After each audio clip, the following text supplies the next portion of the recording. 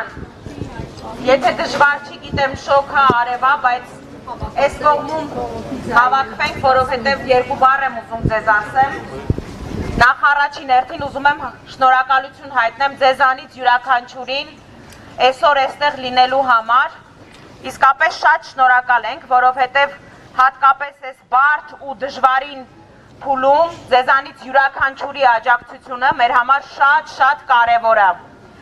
Ես ուզում եմ այս պահին բոլորս մի հատ շատ բարձր ծափահարենք, որպեսզի պարոն Ծառուկյանը ներսում լսի, որ դուք այստեղ եք։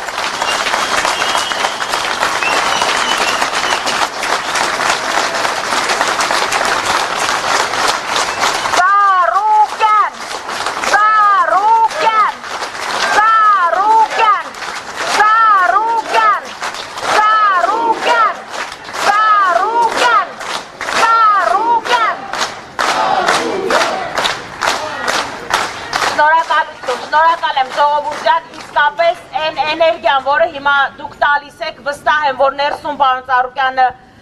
զգում է, լսում է, տեսնում է ու գնահատում է։ Մենք այսօր իսկապես շատ բարդ փուլում ենք հայտնվել, բայց անգամ այս պայմաններում պարոն Ծառուկյանը չի կորցնում իր լավատեսությունը, չի կորցնում իր հաստատակամությունը ու չի կորցնում ձեր կողքին ու մեր բոլորի կողքին լինելու իր ցանկությունը։ Հենց այսօր քրեակատարողական հիմնարկից հղված իր ուղերձում պարոն Ծառուկյանը հստակ եւս մեկ անգամ վերահաստատում է, որ այնպես ինչպես ինքը ամբողջ կյանքում կառուցել է,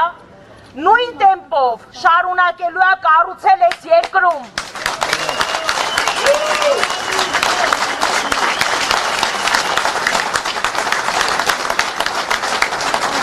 Ի տարբերություն շատերի Գագիկ Ծառուկյանը այս երկրում կառուցել է,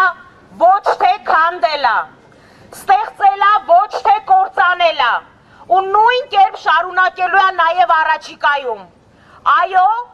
պարոն Ծառուկյանը այսօր գտնվում է անազատության մեջ, բայց անգամ այս պայմաններում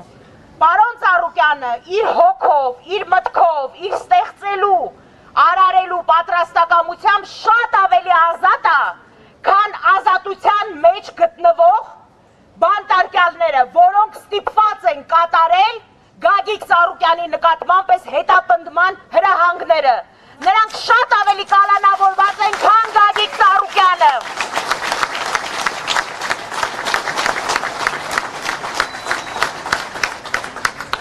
Մենք առավել քան վստահ ենք, որ Գագիկ Ծառուկյանը շատ շուտով լինելու է ազատության մեջ, որովհետև այն անհիմն մեղադրանքները, այն շինծու գործերը, որոնք որ այսօր վերագրվում են Գագիկ Ծառուկյանին, իրականության հետ ոչ մի առնչություն չունեն։ Ես ուզում եմ, որ սա իմանաք դուք, թեպետ վստահ եմ, որ գիտեք, ուզում եմ, որ իմանա մեր ամբողջ հանրությունը, Գագիկ Ծառուկյանը անմեղ է և լինելու է ազատության մեջ։